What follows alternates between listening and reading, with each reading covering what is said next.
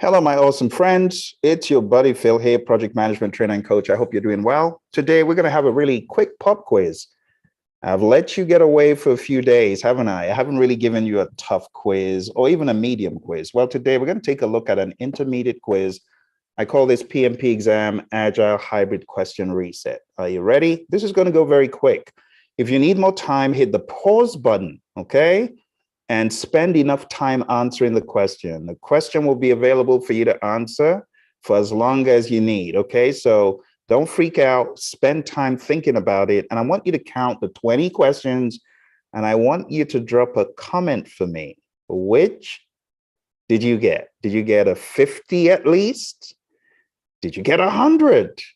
Or did you get like a 20 or 10%? I'm curious. Drop me a comment at the end of the quiz. Why don't we get started with it? Like I said, these are going to be pretty straightforward. They're not difficult. All that. All right, here we go.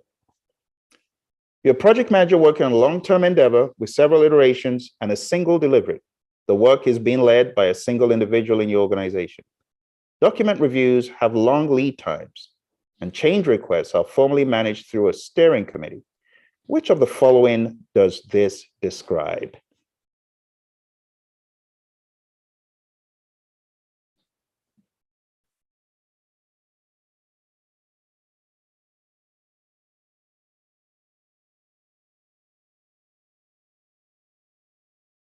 All right.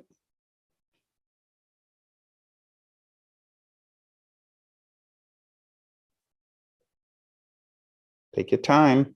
3, 2, and 1. If you need more time, hit the pause button. So the answer to this is C. It's fully plan driven.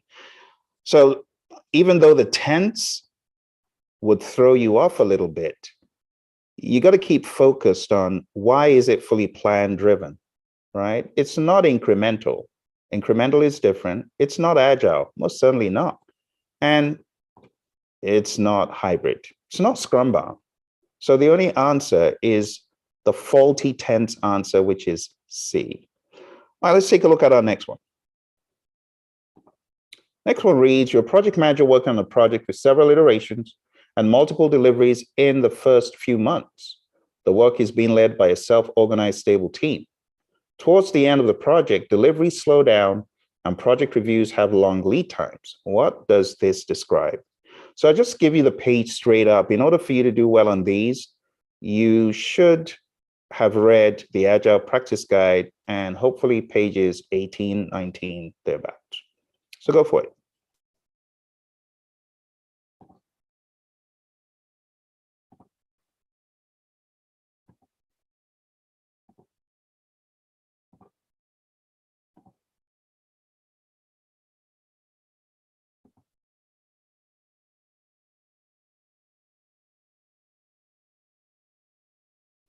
All right, 3, 2, and 1.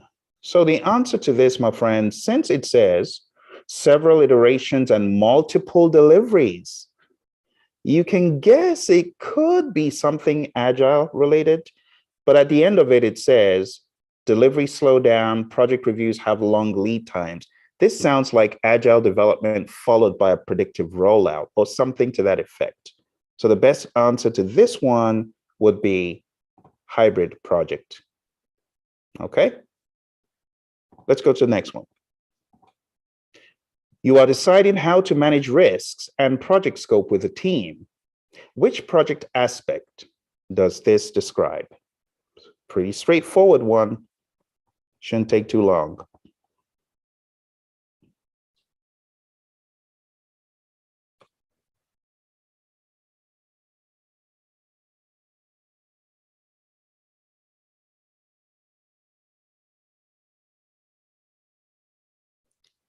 All right, 3, 2, and 1. Okay, you need more time, hit the pause button.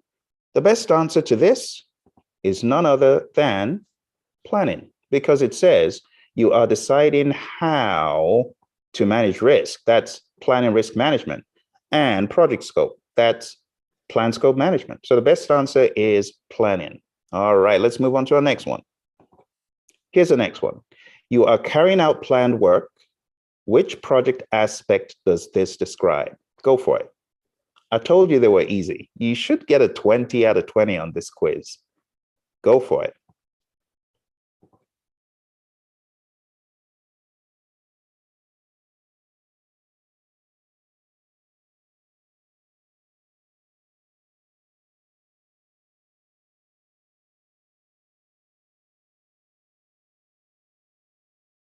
All right, 3, 2, and 1. This is very straightforward again, because the word is carrying out planned work. It means the work has been planned. It's obviously not initiating because that's happened. So the answer is executing. Very simple. Well done. All right, here's your next question. You need to communicate an important empathetic message with geographically dispersed stakeholders simultaneously, that is, at the same time. Which of the following approaches is best?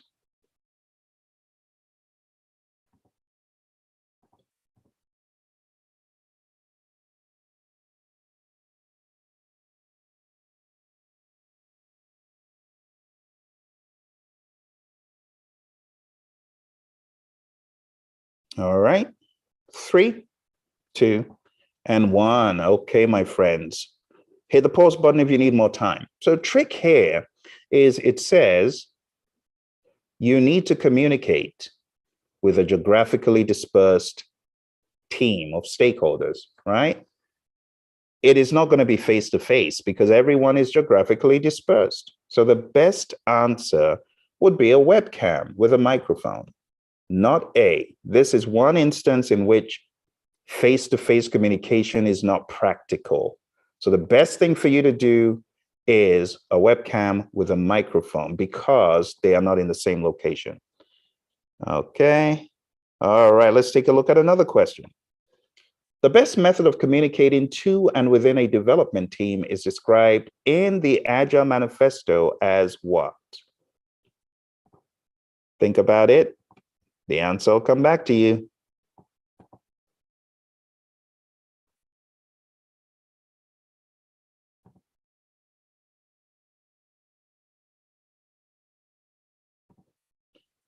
All right, hit the pause button if you need more time. 3, 2, and 1. All right, so in the Agile Manifesto, it says the best way of communicating to and within a development team is face-to-face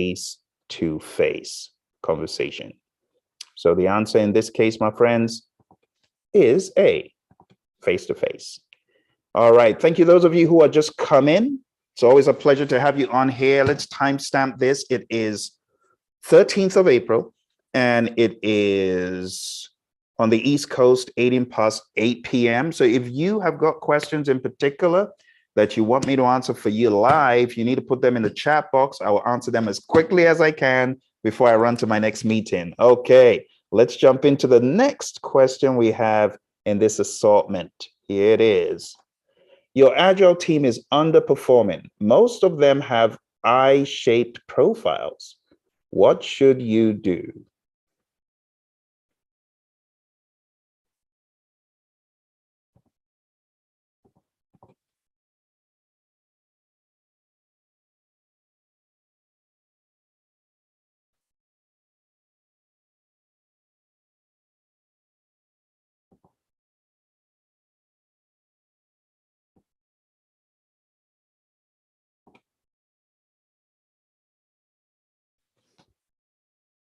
All right. 3, 2, and 1. All right, let's go ahead and take a look at what the answer should be. So your team has I-shaped profiles. Most of them have I-shaped profiles. That's no good. You want them to have T-shaped profiles, right? T-shaped scales, broken comb, paint drip profiles, right? So what you need to do is definitely not going to be to give them incentives, right? That's not in the spirit of why we even want them to have these skills. So we're not going to give them incentives to learn. That's not what you should do. And career mentoring in technology subjects, is not necessarily the best answer, because what if this project doesn't have to do with technology? And training them yourself, who knows who you are? You could be the product owner. What good is it if you're the product owner or the scrum master and you got a team of developers who need those skills that each person has? So the best answer to this, my friends, is cross training. That is the best thing. We refer to that as a skills marketplace, and that is what you want to do with your team. All right. Doing a daily stand-up meeting for your team uncovers certain potential blockers that could impede the project. What should you do next? All right, we got to go a little bit quicker on these ones because my time is running out. So if you need more time, you can always hit the pause button. Okay. All right. 3, 2, and 1. Spend more time if you need it, okay? The answer to this question is documenting them in the risk register. The reason why you don't put them in the issue log, it says certain potential, note the word potential blockers. That means they're not blocking you right now, but they're potential. It says that could. It didn't say they are impeding. And that is really referring to a risk. So we put them in the risk register, not in the issue log, not in an action item list, not in a sprint backlog. That is the best answer. All right. Look out for the words could and things such as that. All right, let's take a look at our next one. There's a strong possibility that the customer may have additional work for your team to perform. Although there is an element of uncertainty in this contingent on a government edict, your management wants to begin pursuing the opportunity. What should you do next?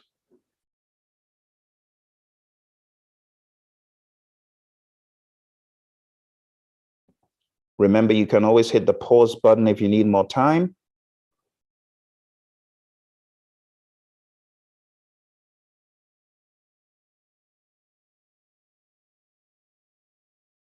All right, 3, 2, and 1. I am really out of time, my friends. We're just going to go to 12 questions today, and we'll do the rest some other day. All right, so 3, 2, and 1. So because it says strong possibility, see that? May have additional work for your team.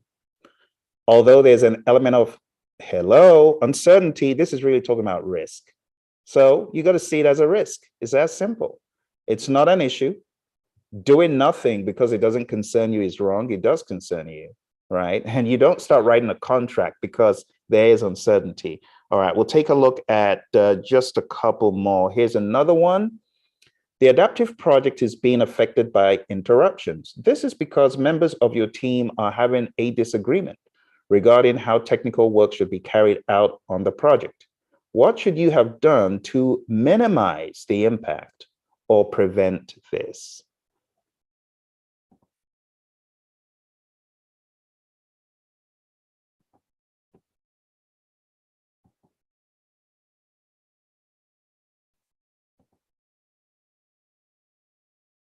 All right, 3, 2, and 1. If you need more time, my friends, hit the pause button, spend as much time as you need to answer them, and that will give you the fair 1 minute plus, like on the real exam.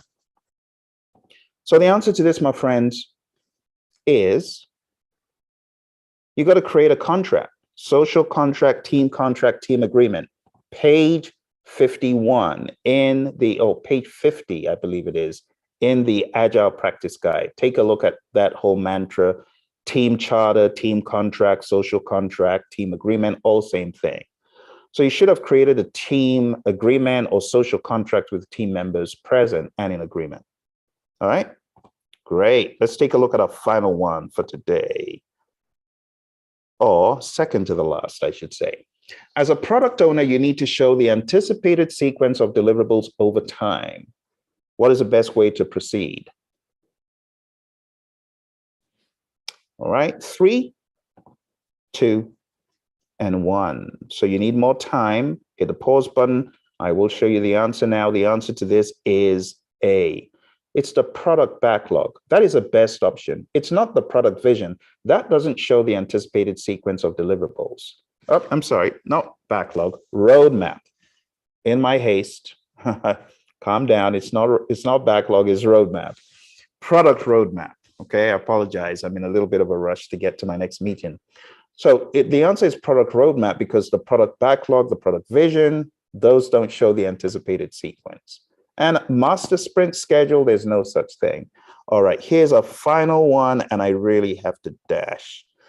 As a product owner, you need to work with a team to prepare some stories for the upcoming iteration during one or more sessions in the middle of the iteration. What is the best way to proceed? Again, hit that pause button, my friends. You're going to need it. 3, 2, and 1. Okay, this is Agile Practice Guide, page 52. The best answer is backlog refinement. This is really a definition of backlog refinement. And that's the answer. Okay, I hope you enjoy this little pop quiz. Every now and again, I come on here to quiz you, see how your exam is coming up, your preparation and things like that. If you are getting ready for the test and you need a boot to take you to that next level, I would highly recommend going down to our website, hpmexam.com. That really just stands for hybridprojectmanagement.com, because it's actually a hybridprojectmanagementexam.com, because it really is a hybrid project management exam. When you boil it down, you've got agile, you got predictive, you got hybrid. All right. So if you want to be in one of my 4-hour boot camps, it's a half-day immersion. For some people, it's like running a marathon, and it's very good because it prepares you for the actual exam. But if you want to be in one of those, going down to the website, hpmexam.com, hpmexam.com. We've got one coming up on the 17th. We have them almost every week, and you'll be able to sneak into the next one. It's very, very fairly priced. You're going to get 575-page book that you can actually use Edge to read back to you, and you are going to be totally immersed. It's going to be fun. All right. If you were in one of the previous immersion courses and you want to attend a future one, you do know you get a discounted fee. So if that is of interest to you, just let us know. All right. support@praizion.com. Thank you very much, my friends. Got a dash. It was nice playing with you with these questions. I'll speak to you very soon. Bye for now.